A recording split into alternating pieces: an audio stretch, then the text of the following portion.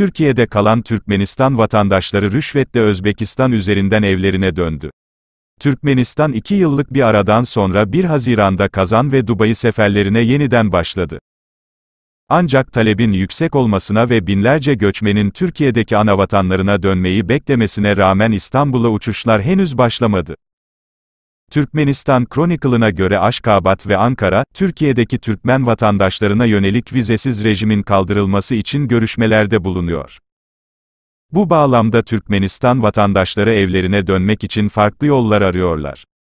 TH gazetecilerine göre, 11 Türkmenistan vatandaşına Özbekistan'da transit vize verildi.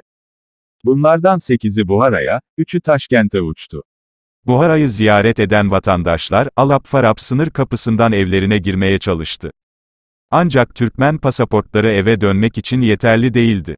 Özbekistan'daki Türkmen Büyükelçiliğinin izne ihtiyacı var, aksi takdirde Türkmen sınır muhafızları vatandaşlarının evlerine dönmesine izin vermiyor. Bunun sonucunda Türkmen vatandaşları arabulucular aracılığıyla Türkmen diplomatlarına başvurarak rüşvet aldılar, 1 Haziran'da Türkmenler evlerine dönebildiler. Onlara göre Özbek-Türkmen sınırını karantinada kalmaya gerek kalmadan geçmek $750 değerinde. Aynı zamanda IL-76 TD Türkmen kargo uçakları her gün İstanbul'a uçmaktadır. Kanalıma abone olmayı ve bildirim zilini açmayı unutmayınız.